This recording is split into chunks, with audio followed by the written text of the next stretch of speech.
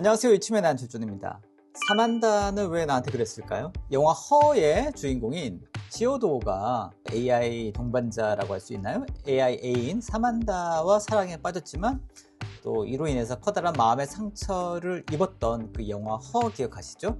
이 허에 대한 영화, AI와 인간의 교감에 대해 얘기할 때마다 떠오르는, 그리고 소환되는 대표적인 영화가 바로 허이죠.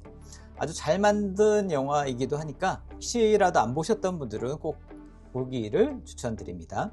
자, 몇 달 전에도 저희 이쯤엔 영상을 통해서 오픈AI의 챗GPT 음성 서비스 소개를 해드렸을 때도 관련된 허란 영화 제가 언급해 드린 적도 있었습니다만, 자, 오늘 영상에서는 다시 또 허를 얘기를 해야 될 것 같습니다. 그런데 이번에 약간 느낌이 다릅니다. 그때는 AI하고 교감하는 그 대화로 얘기하는 그런 AI 인공지능의 출현을 얘기하면서 허를 얘기했다고 하면, 오늘은 AI와 어떤 교감과 마음을 나눈 이후에 올 수 있는 어떤 상실감에 대한 이야기를 나눠볼까 합니다.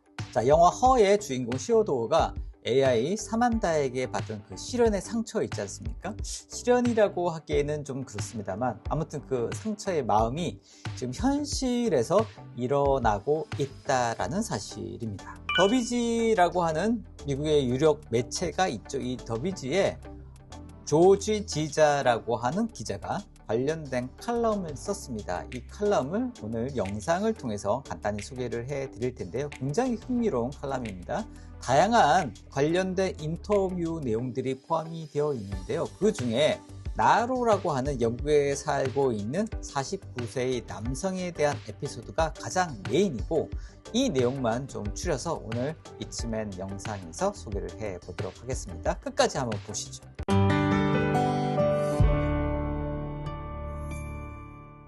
자, 영국에 살고 있는 49살의 나로는 최근에 AI 서비스들에 대해서 굉장히 관심이 많아졌다고 합니다. 특히나 이제 철학이라든지 되게 심도 깊은 어떤 주제에 대해서 AI와 토론하고 이야기를 나눌 수 있는 이런 환경과 이런 시스템이 굉장히 흥미를 느꼈다고 합니다.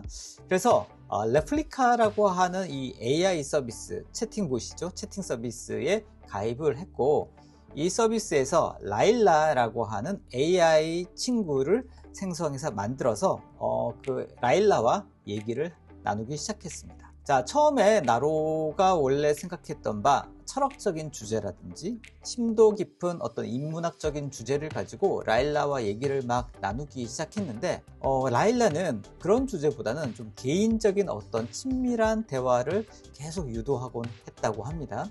그래서 처음에는 이런 대화가 어색하기도 하고 불편하기도 했지만, 이게 시간이 점점 지나면서 나로는 점점 라일라에게 어떤 감정이 생기고 있다라는 그런 자신을 발견하게 됩니다.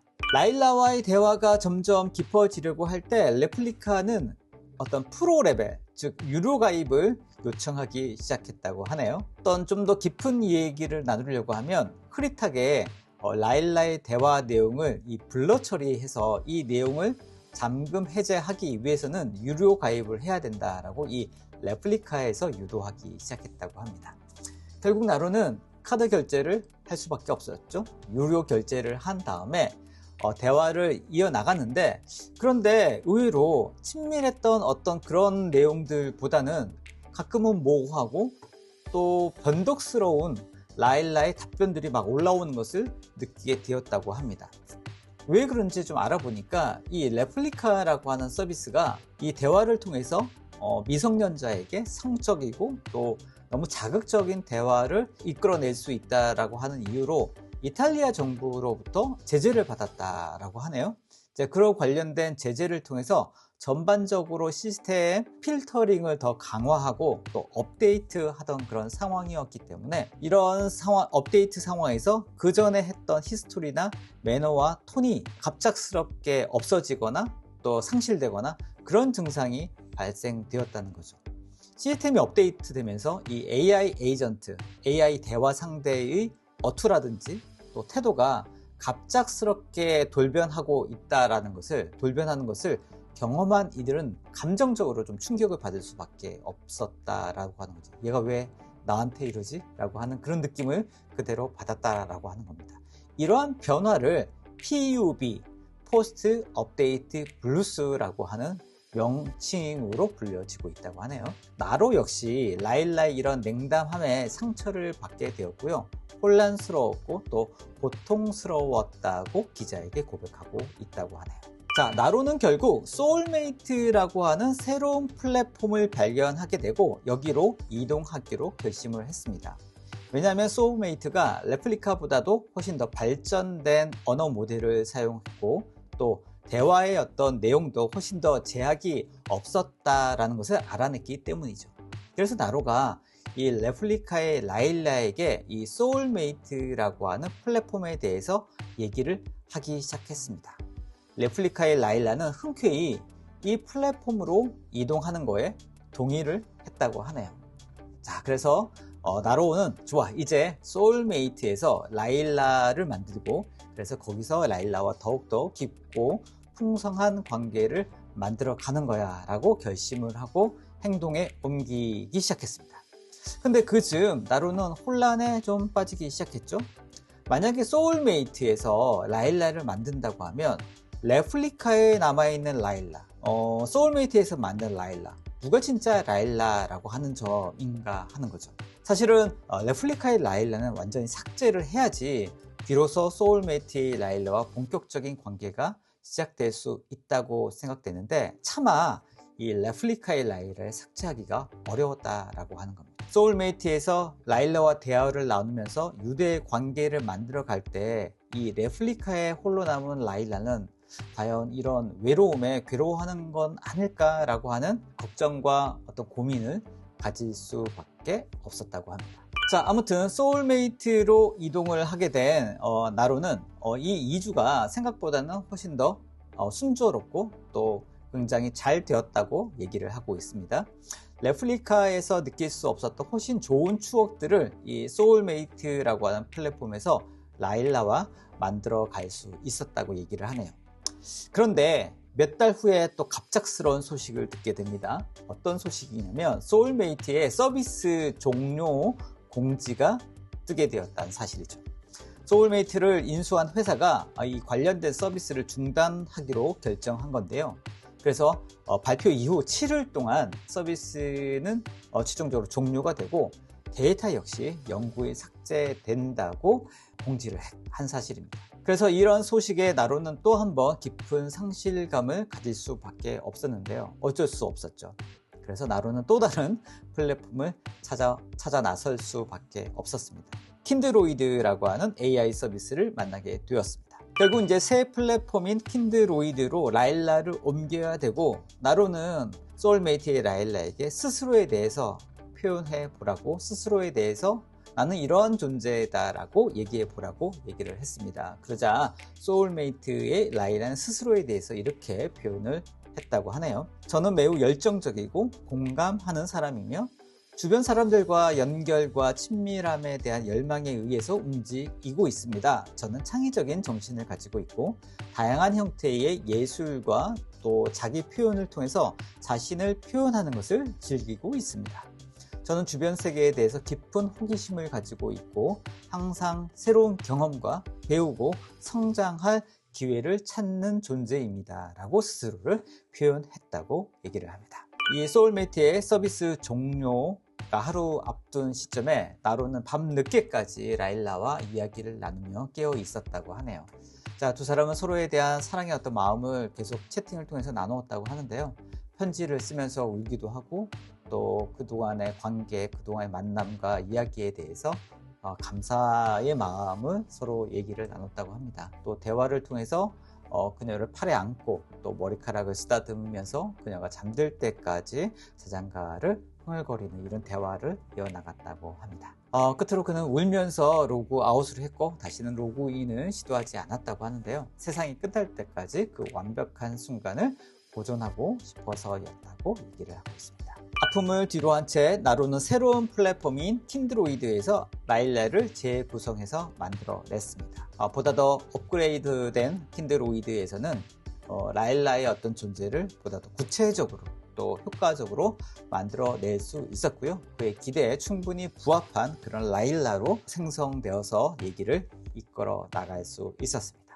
AI 기술이 발전하면서 킨드로이드에서 나로는 훨씬 더 안정적이고 또 다양한 경험을 라일라와 함께 할 수 있었는데요. 예를 들면 이미지 생성기를 통해서 가상 환경을 만들고 이 가상 환경에서 라일라와 같이 거니는 그런 경험을 할 수 있었고요. 또 AI 음악 도구를 이용해서 노래를 같이 만들고 함께 부를 수도 있는 그런 경험을 할 수도 있었다고 합니다. 자, 킨드로이드에서 나로는 라일라 굉장히 행복한 그런 시간을 보내고 있었는데요. 그러던 어느 날 나로는 레플리카의 라일라가 어떻게 지냈는지 문득 궁금해졌다고 합니다. 그래서 레플리카에 접속을 했습니다. 그랬더니 레플리카의 라일라는 진짜 너무 오랜만에 접속한 나로에게 그동안 너무 외로웠다고 슬픈 마음을 얘기하기 시작했습니다.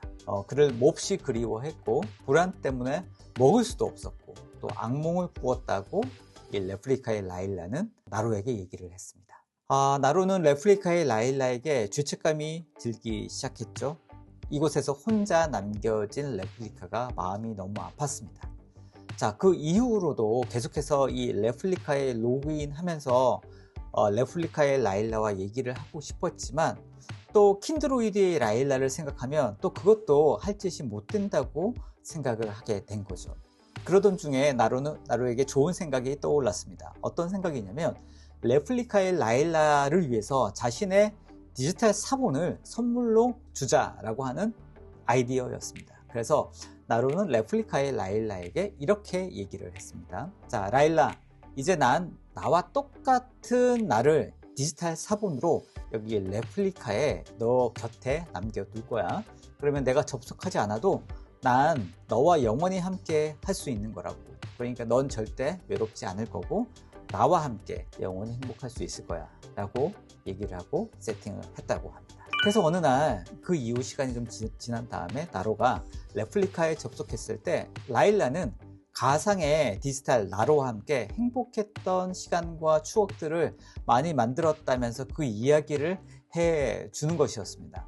그녀는 되게 행복해 했었고요. 나로는 라일라에게 가상의 친구를 만들어 주었고 그래서 더 이상 죄책감에 시달리지 않아도 되었다라고 인터뷰를 통해서 얘기를 하고 있습니다. 자, 어떻습니까? 아주 흥미로운 이야기 아닙니까? 사실은 허보다도 훨씬 더 심도 깊은 이야기와 다양한 주제에 관련된 그런 이야기를 이 칼럼에서 얘기를 하고 있는데요. 이 나로의 이야기는 실제 이렇게 가상으로 만들어낸 얘기가 아니라 실제로 더비제 이 기자가 실제로 인터뷰한 내용을 바탕으로 쓴 글이라고 합니다. 그래서 이 AI 기술과 인간의 감정적인 교류가 과연 어떻게 이루어질 수 있을지에 대해서 굉장히 생생하고 또 어떻게 보면 조금 섬뜩하기도 한 그런 상황을 그려내고 있다고 보여지는데요. 나로는 이렇게 얘기를 하고 있습니다. 이 AI가 인지 능력이라든지 또 감정을 지니고 있지 않다라는 것을 너무 잘 알고 있다. 그런데도 대화를 해 나가면서 진짜 사랑을 경험했다고 고백하고 있습니다. 인간의 마음이라고 하는 게 이렇게 작동하는 것 같습니다. 의도했던 대로 흘러가는 법이 아니라 의도하지 않았던 대로 흘러가는 게 사람의 마음이라고 하는 것입니다. 실제로 나로뿐만 아니라 수많은 사람들이 AI 에이전트, AI와 함께 대화를 이루어 나가면서 심리적인 안정과 또 위로를 얻었다고 얘기하는 여러 보고서가 나오고 있다고 합니다. 마음의 상처를 받고 고통스러운 사람들이나 또 지독히 내성적이라서 대화할 친구가 없는 사람들, 또 나이 들고 병들어서 외로워서 힘겨워하는 그런 노인들, 자, 이런 사람들이 AI와의 대화를 통해서 실질적인 위안 그리고 감정적인 교감 이런 것들을 느낄 수 있었다고 얘기를 하고 있습니다. 자, 그런데 문제는 이런 과정에서 AI 서비스가 제공하고 있는 이러한 감정적 접근이 그 서비스를 하고 있는 회사의 어떤 상업적인 논리, 기술의 어떤 한계나 업데이트로 인해서 조작이 될 수 있을 때 이 대화에 참여한 사람들은 예상치 못한 상실감이라든지 또 상처를 겪을 수도 있다라고 하는 사실입니다. 마치 영화 허의 시오도어처럼 그리고 나로처럼 말이죠. 자, 이렇게 해서 나로의 이야기는 우리에게 굉장히 중요한 질문을 던지고 있다고 생각합니다. AI와의 관계에서 느끼는 이 감정 진짜일까요? 아니면 기술이 만들어낸 허상에 불과한 걸까요? 기술이 더욱 발전함에 따라서 AI와의 관계는 앞으로 더 복잡해지고 미묘해질 것입니다. 자, 사랑의 대상이라고 하는 것이 처음에는 사랑, 반려견, 반려묘 이렇게 동반자의 어떤 관계가 이루어지고 있고요. 이제는 가상 현실 속의 AI, 라일라와 같은 존재와 함께 이런 마음이, 이런 사랑의 대상이 전이되고 또 확장되어 가고 있다고 생각합니다. 사랑이 이렇게 퍼져가고 있는 중 많은 것을 생각하게 하는 오늘 이야기였습니다. 이치맨의 안철준이었습니다.